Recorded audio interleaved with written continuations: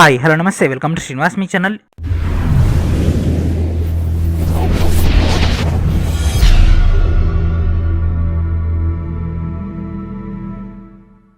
ఈ రోజు వీడియోలో మనం రైల్వే ఎగ్జామ్స్ యొక్క ప్రిపరేషన్ భాగంగా ఫిజిక్స్లోని escape velocity, elasticity, surface tension and అదేవిధంగా బయోయాన్సీ యొక్క టోటల్ డేటాని డిస్కస్ చేద్దాం. Let's get into our video. So ఈ యొక్క వీడియో మొత్తం కూడా మనం బీటెక్ మెకానికల్ ఇంజనీర్ లెవెల్లో డిస్కస్ చేయబోతున్నాం. కాబట్టి మీరందరూ కూడా ఈ యొక్క వీడియో చూస్తున్నారని చెప్పు బీటెక్ మెకానికల్ ఇంజనీర్ లెక్కనే బిహేవ్ చేయాల్సి ఉంటుంది. ఎందుకంటే మొత్తం డేటా అంతా కూడా లాజికల్గా and at the same time క్రిటికల్గా ఉంటుంది. అండ్ లైవ్ అప్లికేషన్స్ అనేవి చాలా తక్కువగా ఉంటాయి. ఇమాజినరీ పార్ట్ అనేది చాలా ఎక్కువగా ఉంటుంది. ఎందుకంటే ఫిజిక్స్లో డెప్త్ సబ్జెక్ట్ కాబట్టి ఈ యొక్క బీటెక్ మెకానికల్ దాని గురించి క్వశ్చన్స్ అయితే రావడం జరిగింది. సో లేట్ చేయకుండా ఈ యొక్క టోటల్ డేటాలోకి వెళ్ళిపోదాం. ఫస్ట్ వచ్చేసి పలాయన వేగం. అండ్ అదేవిధంగా ఈ యొక్క క్వశ్చన్స్లోకి వెళ్ళిపోయే ముందు మన యొక్క ఛానల్ తరపున ఆల్రెడీ మీకు ఇండియన్ జియోగ్రఫీ దాదాపు 30 సంవత్సరాల యొక్క టోటల్ క్వశ్చన్స్ అని మీకు ఇక్కడ అందించడం జరిగింది. అండ్ అదేవిధంగా Indian history, ancient, medieval, modern and అదేవిధంగా వరల్డ్ హిస్టరీ యొక్క టోటల్ డేటా అని మీకు ఇక్కడ అందుబాటులో ఉంటుంది. అండ్ అదేవిధంగా ప్రజెంట్ మనం బయాలజీ అనేది స్టార్ట్ చేయడం జరిగింది. సో బయాలజీ వర్క్ కూడా మనకు ఫినిష్ అయిపోగానే మీకు ఫైల్ అనేది అందించడం జరుగుతుంది. కాకపోతే మనకు అది 10 to 12 days పట్టే అవకాశం ఉంది.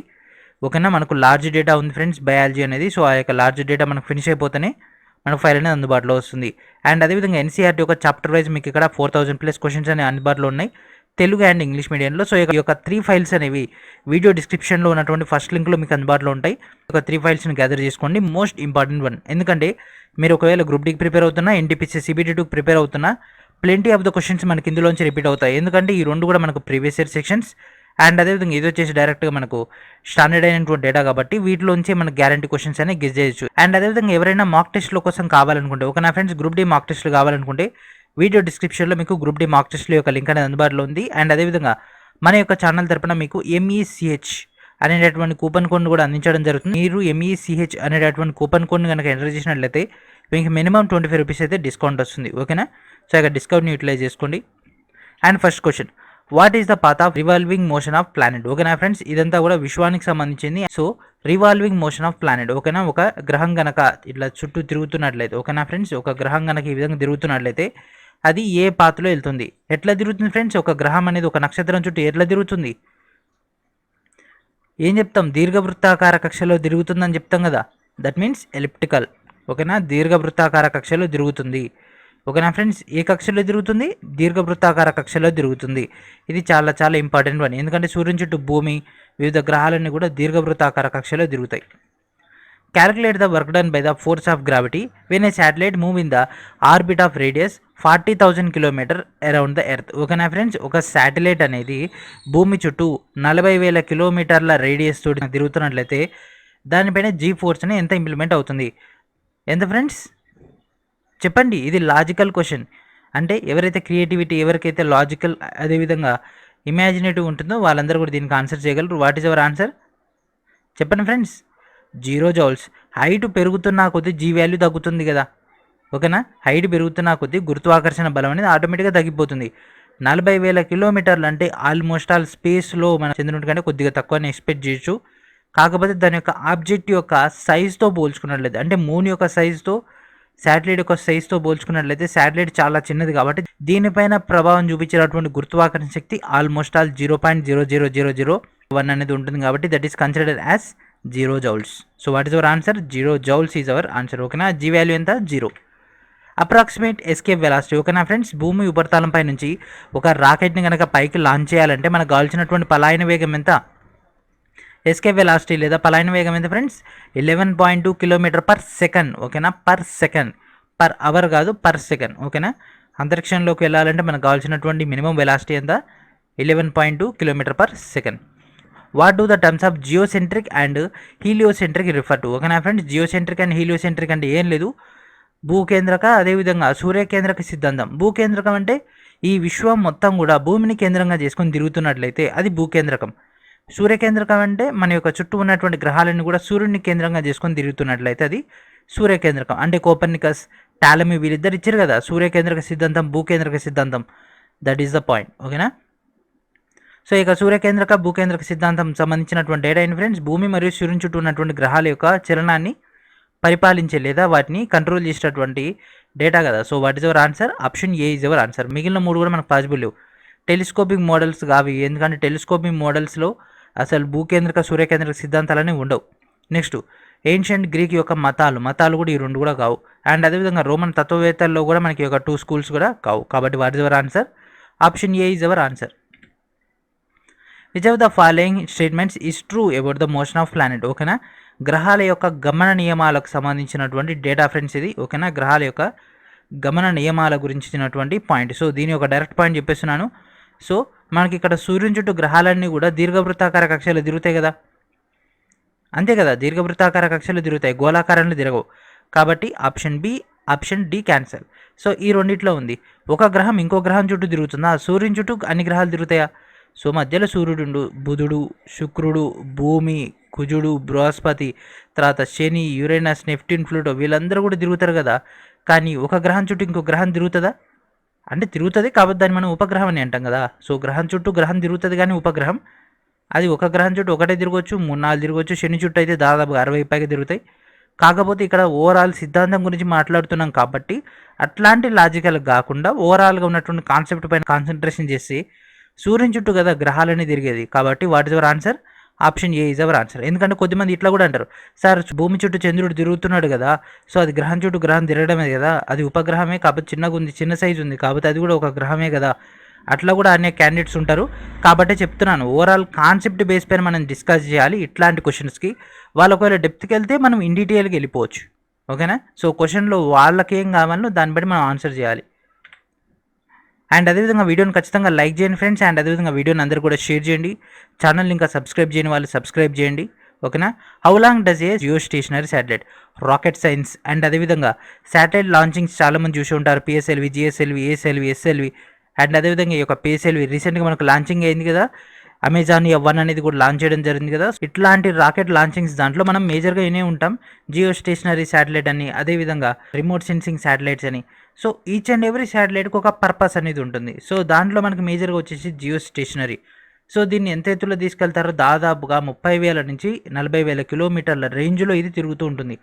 మ్యాక్సిమం మనకు 36,000 కిలోమీటర్ల రేంజ్ ఉంటుంది, అంటే స్టాండర్డైజ్డ్ అయినటువంటి డేటా. సో ఇక్కడ మనకి ఇచ్చింది 35,790, that is near to the 36,000. ఓకేనా, ఆ యొక్క కిలోమీటర్ల దూరంలో ఉన్నప్పుడు అది భూమి చుట్టూ ఒక రివల్యూషన్ చేయడానికి, ఓకేనా, తన చుట్టూ తాను కానీ ఒక రివల్యూషన్ చేయడానికి ఎంత టైం పడుతుంది? జియో స్టేషనరీ శాటిలైట్ అనేది ఒక భూమి చుట్టూ ఒక భ్రమణం చేసి రావడానికి ఎంత టైం పడుతుంది ఫ్రెండ్స్? 24 అవర్స్ పడుతుంది. ఈ రోజు ఉదయం 8ంటికి ఒక ప్లేస్లో ఆ యొక్క శాటిలైట్ ఉందంటే మళ్ళీ రేపు 8ంటికి మళ్ళీ అదే ప్లేస్లో ఉంటుంది, ఎల్లుండి మళ్ళీ అదే ప్లేస్లో ఉంటుంది, అవతల ఎల్లుండి సేమ్ అదే ప్లేస్లో ఉంటుంది. కాబట్టి చంద్రుని లెక్కన ఇది తిరుగుతూనే ఉంటుంది. కాబట్టి what is our answer? 24 hours. కాబట్టి దీన్ని ఏమంటాం? జియో స్టేషనరీ శాటిలైట్ అంటాం. And next elasticity. సో మనం ఇప్పుడు ఎక్కడికి వచ్చేసినాం ఫ్రెండ్స్? బీటెక్ మెకానికల్లోకి ఎంటర్ అయినాం. సో ఇప్పుడు మీరందరూ కూడా ఇప్పుడు నేను చెప్పబోయేటటువంటి టర్మ్స్ ఇవన్నీ కూడా కొద్దిగా కాన్సన్ట్రేషన్ చేసి వినండి. The energy possessed by a body due to its change in position or shape. ఏంటి ఫ్రెండ్స్? న్యూక్లియరా, పొటెన్షియలా, కైనెటికా, కెమికలా? ఏంటి ఫ్రెండ్స్? దాని యొక్క పొజిషన్ బేస్ పైన ఉంది. ఓకేనా, పొజిషన్ బేస్ పైన ఉంది. మనం ఆల్రెడీ దీని ఒక థియరీ డిస్కస్ చేసుకున్నాం, 10th క్లాస్ లెవెల్ క్వశ్చన్ ఇది. ఏంటిది? పొజిషన్ బేస్ పైన అంటే పొటెన్షియల్ ఎనర్జీ ఫ్రెండ్స్. మనం పొటెన్షియల్ ఎనర్జీ, కైనెటిక్ ఎనర్జీ వీటన్నిటి గురించి డిస్కస్ చేసుకున్నాం కదా, friction. So what is your answer? Position, change in position or shape అంటే ఆటోమేటిక్గా అది potential energy, that means PE అంటే స్థితిస్థాపక శక్తి లేదా స్థితి శక్తిగా మనం కన్సిడర్ చేస్తాం. When a coil spring is compressed. ఓకేనా, మీకు ఇక్కడ రైట్ సైడ్ కనిపిస్తుంది కదా ఫ్రెండ్స్ ఒక స్ప్రింగ్ అనేది. ఓకేనా, ఈ యొక్క స్ప్రింగ్ని మనం కాయిల్ స్ప్రింగ్ అని అంటాం. ఓకేనా, ఈ యొక్క స్ప్రింగ్ యొక్క స్పెషాలిటీ ఏంటంటే ఇది దీనిపైన లోడ్ పడినప్పుడు కంప్రెస్ అవుతుంది, లోడ్ రిలీజ్ చేసినప్పుడు తన యొక్క ఒరిజినల్ షేప్లోకి వచ్చేస్తుంది. సో ఈ యొక్క ప్రాసెస్లో పొటెన్షియల్ ఎనర్జీ అనేది ఏమవుతుంది? Elastic potential energy. సో అది ఎలాస్టికే కదా, ఎందుకంటే ఫోర్స్ పడినప్పుడు డిక్రీజ్ అవుతుంది, తర్వాత ఎక్స్పాండ్ అవుతుంది. Compression, expansion, compression, expansion. ఓకేనా, సో ఇది దాని యొక్క మెయిన్ వర్క్. అయితే ఇక్కడ ఏమన్నాడు? మనం ఇప్పుడు స్ప్రింగ్ పైన వర్క్ చేసినామంట. వర్క్ చేసినప్పుడు స్ప్రింగ్ అనేది కంప్రెస్ అయిందంట. దాని యొక్క ఎలాస్టిక్ పొటెన్షియల్ ఎనర్జీ ఏమవుతుంది ఫ్రెండ్స్? డిక్రీజ్ అవుతుంది. లోడ్ అప్లై అయినప్పుడు ఇది చిన్నగా అయిపోతుంది కదా, స్ప్రింగ్ అనేది చాలా చిన్నగా అయిపోతుంది. సో అప్పుడు ఏమవుతుంది? దాని యొక్క ఎలాస్టిక్ పొటెన్షియల్ ఎనర్జీ ఏమవుతుంది? డిక్రీజ్ అవుతుంది. ఆఫ్టర్ ద లోడ్ రిమూవ్ చేసిన తర్వాత మళ్ళీ అది ఎక్స్పాండ్ అవుతుంది. సో తర్వాత మళ్ళీ అది స్టేబుల్ పొజిషన్లోకి వచ్చిన తర్వాత అన్చేంజ్డ్గా మారిపోతుంది. In CGS system what is the unit of strain? So ఇప్పుడు మనం స్ట్రెంత్ ఆఫ్ మెటీరియల్స్లోకి వచ్చేసినాం. ఓకేనా, స్ట్రెంత్ ఆఫ్ మెటీరియల్స్లో స్ట్రెస్, స్ట్రెయిన్, యంగ్స్ మాడ్యులస్ ఇవన్నీ కూడా ఉంటాయి కదా. So what is the strain? అసలు స్ట్రెయిన్ అంటే ఏంటి ఫ్రెండ్స్? మన యొక్క షార్ట్కట్లో చెప్పాలంటే change in length by original length.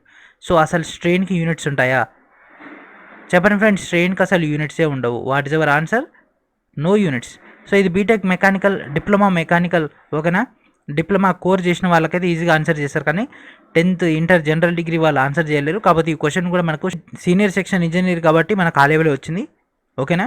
కాకపోతే జనరల్ డిగ్రీ వాళ్ళని టెన్షన్ పడకండి, నేర్చుకుంటే మీకే మంచిది, ఓకేనా. స్ట్రెయిన్ అంటే ఏంటి friends? Change in length by original length. So length అంటే ఏంటి? Metre by metre. క్యాన్సిల్ అయిపోతే ఏమొస్తుంది? 0 కదా, అంటే units 0.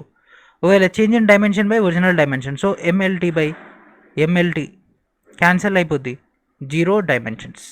That means no unit. The ability of a material to deform without breaking. ఏంటి ఫ్రెండ్స్? ఒక వస్తువు కనుక డిఫార్మ్ అయ్యి కానీ అది బ్రేక్ అవ్వకుండా దాన్ని ఏమంటాం? ఎలాస్టిసిటీ, ప్లాస్టిసిటీ, ఫ్లెక్సిబిలిటీ, క్రీప్ ఏమన్నా ఫ్రెండ్స్?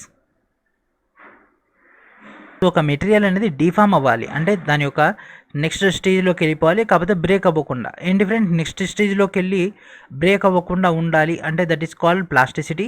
నెక్స్ట్ స్టేజ్లోకి వెళ్ళినా మళ్ళీ రీగైన్ ఇట్స్ ఒరిజినల్ పొజిషన్ అంటే ఎలాస్టిసిటీ. ఫ్లెక్సిబిలిటీ అనేది మనకి ఇంకా డెప్త్కి వెళ్ళిపోతుంది, మనకు అవసరం లేదు, ఇంత డెప్త్ అవసరం లేదు, క్రీప్ కూడా అవసరం లేదు. సో ఈ రెండిట్లోనే మనకు ఉంటుంది. డిఫార్మ్ అయిపోయింది అంటే దాని యొక్క నెక్స్ట్ స్టేజ్లోకి వెళ్ళిపోయింది, that means plasticity. Regain its original position అంటే elasticity answer. So what is our answer? Option C is our answer. For perfectly elastic bodies the value of coefficient of restitution. So ఇక్కడ ఏం అడుగుతున్నాడు friends? ఈ value అడుగుతున్నాడు, ఓకేనా. ఈ value అడుగుతున్నాడు. So ఈ వాల్యూ అనేది 0, 1, 2 అట్లా ఉంటుందా? ఈ వాల్యూ అనేది 0 to 1 మధ్యలో ఉంటుంది, ఓకేనా. ఈ వాల్యూ అనేది 0 to 1. సో ఈ రెండింటి మధ్య ఉంటుంది కాబట్టి ఇక్కడ ఏంటిది? 0, 0.5, 1, 5.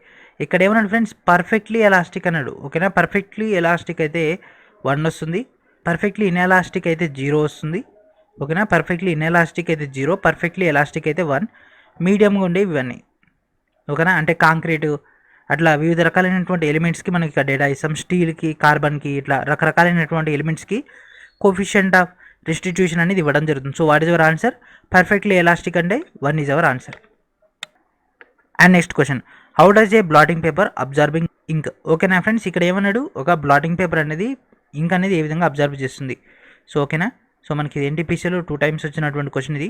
Viscosity, capillarity, solidification, evaporation. So evaporation అయితే కాదు, అంటే ఆవిరేటటువంటి ప్రక్రియ కాదు. సోలిడిఫికేషన్ ఈ సాలిడ్ లెక్క కూడా మారదు, ఓకేనా. ఇక్కడ ఏమన్నాడు? అబ్జర్బింగ్ అన్నాడు, అంటే అది తీసుకోవడం జరుగుతుంది, ఓకేనా, అది శోషించుకుంటుంది. సో ఏంటి ఫ్రెండ్స్ అది? విస్కాసిటీయా, క్యాపిలారిటీయా? సో విస్కాసిటీ ఆఫ్ ద ఇంక్ అనేది దానికి సంబంధం లేదు, అంటే దాని యొక్క జిగట పదార్థం అట్లా కాదు కదా. సో మనకి ఇక్కడ అడిగింది ఏంది? Absorbing. That means what is our answer? Capillarity, ఓకేనా. క్యాపిలరీ యాక్షన్ ద్వారా ఈ యొక్క ప్రక్రియ జరుగుతుంది. సో అకార్డింగ్ టు ఇచ్చినటువంటి ఆప్షన్స్ ప్రకారం మనం కన్సిడర్ చేయాలి కాబట్టి అది. A drop of fluid is combined because the attraction of its particles minimize its possible area. The phenomenon is called. ఏంటి ఫ్రెండ్స్ అది? A drop of fluid is combined, ఓకేనా friends. ఒక డ్రాప్ ఆఫ్ ఫ్లూయిడ్ అనేది combined అయిందంట, ఓకేనా. Attraction of particles, ఓకేనా.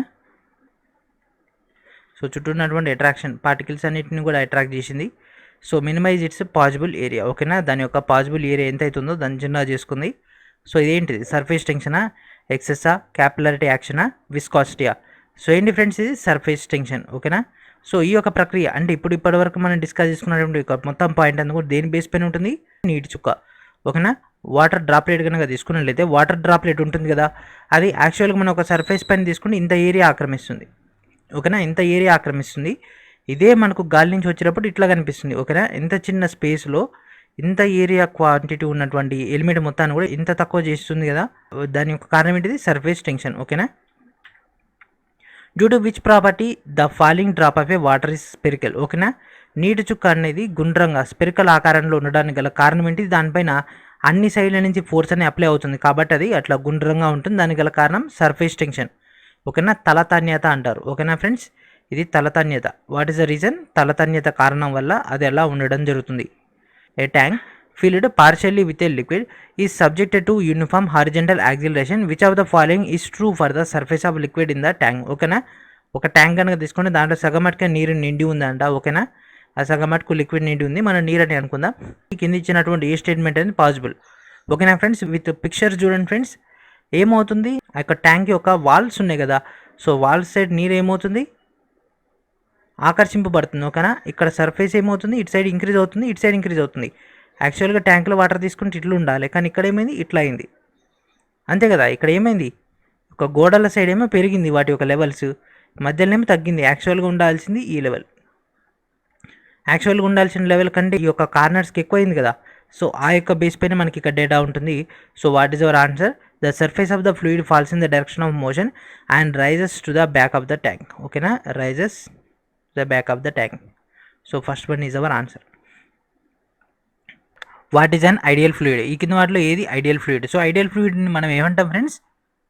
చెప్పండి friends, ideal ఫ్లూయిడ్ని ఏమంటాం? స్టాండర్డ్ ఫ్లూయిడ్ అనడం జరుగుతుంది. ఓకేనా, స్టాండర్డ్ ఫ్లూయిడ్ లేదా పర్ఫెక్ట్ ఫ్లూయిడ్ అంటాం. సో ఇది ఏంటిది అంటే ఇమాజినరీ ఫ్లూయిడ్ని మనం స్టాండర్డ్ ఫ్లూయిడ్ లేదా ఐడియల్ ఫ్లూయిడ్ అంటాం. సో స్టాండర్డ్ అని చాలా తక్కువ సార్లు అంటాం, కానీ ఎక్కువగా మనం పర్ఫెక్ట్ ఫ్లూయిడ్ అని లేకపోతే ఐడియల్ ఫ్లూయిడ్ అని ఎక్కువగా అనడం జరుగుతుంది. సో దీని యొక్క ముఖ్యమైనటువంటి ఉద్దేశం ఏంటిది అంటే దీనిపైన ఎలాంటి ఫ్రిక్షన్ ఉండదు అండ్ అదేవిధంగా ఇది ఇంకంప్రెసిబుల్. ఓకేనా, ఇది ఎలాంటి కంప్రెషన్కి గురి అవ్వదు. అట్లాంటి దాన్ని ఏమంటాం ఫ్రెండ్స్? ఐడియల్ ఫ్లూయిడ్ అనడం జరుగుతుంది. ఓకేనా, విస్కాసిటీ అనేది కూడా మేజర్గా ఇంపాక్ట్ని చూపించదు. లా ఆఫ్ విస్కాసిటీ అండ్ అదేవిధంగా కంప్రెసిబుల్ ఫ్లో. So option 1, 2, 3. ఓకేనా, ఆప్షన్ 1, 2, 3 మూడు కూడా రాంగ్. ఏంటి ఫ్రెండ్స్? ఫ్రిక్షన్లెస్ అండ్ అదేవిధంగా ఇంకంప్రెసిబుల్. ఈ రెండు ఉంటేనే దాన్ని మనం ఐడియల్ ఫ్లూయిడ్గా అంటాం. సో దీనికంటే ఇంకెక్కువ కూడా ఉంటాయి, కాకపోతే ఇచ్చినటువంటి ఆప్షన్స్లో అవి ఉన్నాయి కాబట్టి దట్ ఈస్ అవర్ పాయింట్. మనకు ఆర్ఆర్బీ గ్రూప్ డీలో వచ్చే అవకాశం ఉందా అంటే పేపర్ కనుక వెరీ టఫ్ వస్తే మాత్రం ఇట్లాంటి క్వశ్చన్స్ మనం ఎక్స్పెక్ట్ చేయొచ్చు. If the depth of A water in a dam is H. ఓకేనా, డెప్త్ ఇచ్చేసిండు అండ్ అదేవిధంగా ఏ ఇచ్చేసిండు అండ్ అదేవిధంగా టీ ఇచ్చేసిండు, దాని యొక్క థిక్నెస్ ఇచ్చేసిండు. సో ప్రెజర్ని కనుక్కోమంటుండు. ఇది కూడా ఫ్లూయిడ్ మెకానిక్స్లో ఉన్నటువంటి డేటాని. What is our point? Pressure అంటే స్టాటిక్ కండిషన్లో ఉన్నప్పుడు రోజీ హెచ్ని తీసుకుంటాం. రో జీహెచ్. సో జీ అంటే గ్రావిటీ, హెచ్ అంటే హైట్ అండ్ అదేవిధంగా రో అంటే డెన్సిటీ. సో ఈ మూడింటి బేస్ పైన ఏది ఉంటుంది ఫ్రెండ్స్? కానీ ఇక్కడ ఏటీహెచ్ ఇచ్చేసిండు, ఏహెచ్ ఇచ్చేసిండు, హెచ్టీ ఇచ్చేసిండు. మనకు కావాల్సిన రోజీ హెచ్. కాబట్టి what is our point? None of the above. ఎందుకంటే దాని యొక్క ఫార్ములా, ప్రెజర్ యొక్క ఫార్ములా వచ్చేసి మనకు రోజీ హెచ్. అక్కడ ఏహెచ్ అట్లా ఇచ్చేసిండు, వాటి యొక్క రిలేటెడ్ డేటా కూడా ఇవ్వలేదు కాబట్టి that is our point. When a cork and a iron nail are placed in a beaker filled with water. ఓకేనా, ఒక బీకర్ కన్నా తీసుకుంటే ఆ యొక్క బీకర్లో ఒక కార్క్ అంటే ఒక బిరడ అంటాం, కార్క్ అంటే బిరడ అండ్ అదేవిధంగా ఒక ఇనుప నేల అంటే ఒక మేకు అనేది తీసుకోవడం జరిగింది. ఆ రెండింటిని కూడా నీటిపైన ప్లేస్ చేసినట్లయితే నెయిల్ ఏమవుతుంది? మునిగిపోతుంది. కార్కి ఏమవుతుంది? తేలుతుంది. దాని యొక్క కారణం ఏమిటి? ఇదే క్వశ్చన్ అడిగింది కదా. సో ఏంటి ఫ్రెండ్స్ కారణం ఏంటి? ఐరన్ నీల్ అంటే ఈ యొక్క మేకు యొక్క డెన్సిటీ, అంటే మేకు యొక్క డెన్సిటీ అనేది ఎక్కువగా ఉంటుంది కార్క్ యొక్క డెన్సిటీతో పోల్చుకున్నట్లయితే, కాబట్టి నేల్ అనేది మునిగిపోతుంది. కానీ నీళ్ళకి వాటర్ కూడా రిలేషన్ కావాలి కదా. నీళ్ళ కంటే వాటర్ యొక్క డెన్సిటీ అనేది తక్కువగా ఉంటుంది కాబట్టి నీళ్ళు ఏమవుతుంది? మునిగిపోతుంది. అదే కార్కి వాటర్ కనుక తీసుకుంటే కార్క్ యొక్క డెన్సిటీ కంటే వాటర్ యొక్క డెన్సిటీ అనేది ఎక్కువగా ఉంటుంది కాబట్టి కార్క్ అనేది తేలుతుంది. ఇదే సిద్ధాంతం బేస్ పైన మనకు నెక్స్ట్ మొత్తం కూడా బయాన్సీ ఆధారపడి ఉంటుంది. ఓకేనా, so what is our point friends? Option B is our answer. What would be the force generated by a wall on which water strike normally at a speed of 10 meter per second and at a discharge of 0.001 meter cube per second? ఓకేనా friends, discharge ఇచ్చేసిండు and అదేవిధంగా speed ఇచ్చేసిండు. So దీని యొక్క అవుట్పుట్ని కనుక్కోమంటుండు. So దీన్ని ఏ విధంగా solve చేద్దాం friends? So దీని యొక్క formula వచ్చేసి రో ఏవి. ఓకేనా, రో ఏవి. సో దీంట్లో మనం ఏం చేద్దాం? Rho A V into G కూడా ఇంప్లిమెంట్ అవుతుంది. సో ఏ ఇంటూ వి అంటే క్యూ, క్యూ అంటే డిశ్చార్జ్. సో మనకు కావాల్సింది డిశ్చార్జ్ ఇచ్చేసింది కాబట్టి ఇక్కడ ఏం రాద్దాం? Rho G Q. ఓకేనా, ఇది కూడా మనకు గ్రూప్ డిఏ, కాకపోతే ఇది కూడా బీటెక్ లెవెల్ క్వశ్చన్ ఇది. ఓకేనా, అందుకే నేను మీకు రిమైనింగ్ ఉన్నటువంటి ఎస్ఎస్సిఈజీ కానీ ఆర్ఆర్బీ జేఈ కానీ చెప్తుంది. అందుకే, ఎందుకంటే ఇది ఫుల్లీ మెకానికల్ ఓరియంటెడ్ అయినటువంటి క్వశ్చన్. రోజీ క్యూ ఉంది. సో రో వాల్యూ ఎంత ఫ్రెండ్స్? రో వాల్యూ ఎంత? మనకు అక్కడ ఇచ్చింది వాటర్ అన్నాడు. వాటర్ యొక్క డెన్సిటీ ఎంత? 1000 ఉంటుంది. ఓకేనా, జీ వాల్యూ ఎంత అన్నాడు? చెప్పలేదు కాబట్టి 10 అనుకుందాం. అండ్ అదేవిధంగా క్యూ డిశ్చార్జ్ ఇచ్చేసిండు ఎంత? 0.001 మీటర్ పర్ సెకండ్ క్యూబ్. ఇది మొత్తం క్యాన్సిల్ అయిపోతే 1 న్యూటన్ వస్తుంది. So what is our answer friends? 1 Newton. ఓకేనా, ఇది ఫుల్లీ మెకానికల్ అయినటువంటి క్వశ్చన్. ఇది చాలామంది కూడా అర్థం కాదు, కాకపోతే నెక్స్ట్ వచ్చినటువంటి క్వశ్చన్స్కి మీకు కొద్దిగా క్లారిటీ ఉండొచ్చు. బయోయాన్సీ అండ్ ఆర్కిమిడిస్ ప్రిన్సిపల్, ఈ యొక్క 2 నేమ్స్ కలిపి చదవండి ఫ్రెండ్స్ ఎప్పుడైనా కూడా. బయోయాన్సీ అండ్ ఆర్కిమిడిస్ ప్రిన్సిపల్. బయోయాన్సీ అనగానే మీకు ఆటోమేటిక్గా ఆర్కిమిడిస్ రావాలి, బిఏ. ఓకేనా, బయోయాన్సీ అంటే ఆర్కిమిడిస్. ఓకేనా friends, on the basis of buoyancy theory the ship floats in the water. ఓకేనా, ఒక పడవ అనేది నీటిపైన తేలుతుందంట. Which scientist is first credited with identify this principle? ఎవరు friends? Archimedes. So Archimedes principle ప్రకారంగానే మనకి ఒక టోటల్ డేటా వచ్చేసింది. ఓకేనా, సో దీంట్లో మనకు నీల్స్ బోర్ కూడా ఉంటాడు, కాకపోతే మనకు అంత డెప్త్గా అవసరం లేదు. Which of the following factors depend on the result of buoyancy force acting on the object is given fluid. ఓకేనా, ఒక పడవను కనుక తీసుకున్నట్లయితే ఆ యొక్క పడవకు సంబంధించినటువంటి ఈ కింది ఇచ్చినటువంటి 4 ఆప్షన్స్లో ఏదైనా డిపెండ్ చేస్తుంది. ఓకేనా, రిజల్ట్ బయాన్సీ ఫోర్స్కి సంబంధించినటువంటి ఏది డిపెండ్ చేస్తుంది. సో మీకు ఈ యొక్క 4 పాయింట్స్ అర్థం కావాలంటే ఒకసారి ఈ యొక్క డేటా చూడండి. సిజీ అంటే సెంటర్ ఆఫ్ గ్రావిటీ, సిబి అంటే centre of buoyancy. So centre of buoyancy కనుక మనకు పైకుండి సెంటర్ ఆఫ్ గ్రావిటీ కిందికుండి ఫోర్స్ కనుక ఇట్లా ఇంప్లిమెంట్ అయితే తర్వాత అది 2 రివర్స్ అయిపోతుంది కాబట్టి బ్యాలెన్స్ అవుతుంది. ఒకవేళ సీజీ కనుక పైకుండి బయాన్సీ కనుక కిందికుండి ఈ 2 కూడా ఆపోజిట్ డైరెక్షన్లో కనుక వచ్చినట్లయితే ఇట్లా అది అన్స్టేబుల్ అయిపోయి పడవని మునిగిపోతుంది. ఓకేనా, సో ఈ యొక్క బేసిస్ పైన కనుక తీసుకుంటే as friends density of the fluid. ఓకేనా, the density of the fluid and the volume of the object. ఓకేనా, ఫ్లూయిడ్ యొక్క డెన్సిటీ మనకు అక్కడ ఉండేది 1000 ఉంటుంది. Volume of the object. So పడవ యొక్క బేస్ కనుక వెడల్పుగా ఉన్నట్లయితే ఏమవుతుంది ఫ్రెండ్స్, తక్కువగా మునుగుతుంది. అదే పడవ యొక్క బేస్ కనుక ఈ విధంగా ఉందనుకోండి తొందరగా మునిగిపోతుంది కదా. సో దాని యొక్క బేసిస్ పైన అంటే నీటిలో ఎంత వాల్యూమ్ అనేది అది ఆక్యుపై చేసిందో, ఎంత ఏరియా అది దాని యొక్క ఎనర్జీ మొత్తాన్ని లేదా దాని యొక్క ఫోర్స్ మొత్తాన్ని లేదా దాని యొక్క వెయిట్ మొత్తాన్ని డిస్ట్రిబ్యూషన్ చేస్తుందో దాని బేస్ పైన ఉంటుంది ఈ యొక్క buoyancy. Which of the following statement is incorrect. ఈ కింద ఇచ్చినటువంటి 4గిట్లో ఏ స్టేట్మెంట్ అనేది రాంగ్. ఓకేనా ఫ్రెండ్స్, ఏ స్టేట్మెంట్ అనేది wrong. If the buoyancy force is less than the weight of the object then the object sink. Yes, so buoyancy force కంటే ఓకేనా బయాన్సీ ఫోర్స్ కంటే ఆబ్జెక్ట్ యొక్క వెయిట్ అనేది ఎక్కువగా ఉందనుకోండి ఏమవుతుంది, రివర్స్ ఫోర్స్ తక్కువగా ఉంది, పైనుంచి వచ్చేది ఎక్కువ ఉంటే మునిగిపోతుంది. If the buoyancy force is greater then the object weight of the object it will floats. Yes, so buoyancy force కంటే పైనుంచి వచ్చేటటువంటి ఫోర్స్ అనేది తక్కువగా ఉందనుకోండి అది నీటిపైన తేలుతుంది. If the buoyancy force is less than the weight of the object it will floats. So third one అనేది wrong. So మనకు బయాన్సీ ఫోర్స్ అనేది తక్కువగా ఉన్నట్లయితే అది మునిగిపోతుంది ఫ్రెండ్స్ ఎప్పుడైనా కూడా. ఓకేనా, బయాన్సీ ఫోర్స్ అనేది తక్కువగా ఉన్నట్లయితే. సో బయాన్సీ ఫోర్స్ ఎట్లా తక్కువగా ఉంటుంది, మనం ఈ విధంగా ఉన్నటువంటి పడవని సో ఈ విధంగా ఉన్నటువంటి పడవని కనుక తీసుకుంటే ఏది ఎక్కువ సర్ఫేస్ ఆఫ్ ద ఏరియా అనేది నీటిపైన కవర్ చేస్తుందో అది ఎక్కువసేపు మనకు స్టేబుల్గా ఉండే అవకాశం ఉంటుంది. ఓకేనా, సో ఈ విధంగా బేస్ ఉన్నది ఎక్కువసేపు ఉంటుంది అంటే ఎక్కువసేపు తేలుతుంది, ఈ విధంగా ఉన్నది వెంటనే మునిగిపోతుంది. ఇది ఎక్కువసేపు కలిసి ఉంటుంది. ఈ 2 ఉన్నాయి కదా. ఓకేనా, ఇది కూడా ఎక్కువ ఏరియాని కవర్ చేస్తుంది. సో అందుకనే మనకి ఎక్కువగా పడవలకి కింది బేస్ మొత్తం కూడా ఈ విధంగా డిజైన్ చేస్తారు. స్టార్టింగ్లో మాత్రమే ఎంట్రీలో ఒక పడవ కనుక తీసుకుంటే సో ఈ యొక్క ఏరియాలో కేవలం ఈ యొక్క ఏరియా నుంచి ఈ యొక్క ఏరియా మటుకు మాత్రమే కర్వ్డ్ షేప్లో వస్తుంది. ఎందుకంటే వాటర్ని అది క్రాక్ చేసేయడానికి. ఓకేనా, వాటర్ మొత్తాన్ని కూడా కట్ చేసేసి ఫోర్స్ మొత్తాన్ని కూడా తగ్గించడానికి ఇట్లా ముందర డిజైన్ చేస్తాడు. మిగిలినటువంటి ఏరియా మొత్తం కూడా మనకి ఈ విధంగా ఉంటుంది. ఓకేనా, కాబట్టి ఎక్కువగా స్టేబుల్గా ఉంటుంది. So what is our point friends, option C is our answer. So ఇక్కడతోటి మనకి ఒక బయాన్సీ యొక్క పార్ట్ 1 కంప్లీట్ అయిపోయింది. నెక్స్ట్ వీడియోలో మనం బయాన్సీ యొక్క టోటల్ డేటాని డిస్కస్ చేద్దాం. అండ్ అదేవిధంగా ఇంకో 2 to 3 క్లాసెస్ కూడా ఇట్నే కొద్దిగా లాజికల్గా ఉంటాయి. అండ్ అదేవిధంగా ఫుల్లీ మెకానికల్ ఓరియంటెడ్ అయినటువంటి డేటా ఉంటుంది. నెక్స్ట్ వీడియో కూడా మనం బయాన్సీ గురించి డిస్కస్ చేద్దాం. సో వీలుంటే దాని యొక్క యానిమేషన్ ఒకసారి తీసుకొస్తాను, దాన్ని బట్టి మీకు ఒక క్లారిటీ వస్తుంది. అండ్ అదేవిధంగా ప్రతి ఒక్కరు కూడా ఎన్సీఆర్టీ యొక్క 4000 జనరల్ సైన్స్ బిట్స్ని గ్యాదర్ చేసుకోండి. అండ్ అదేవిధంగా వీడియోని ఇంకా లైక్ చేయండి, అండ్ అదేవిధంగా వీడియోని అందరూ కూడా షేర్ చేయండి. And thank for watching.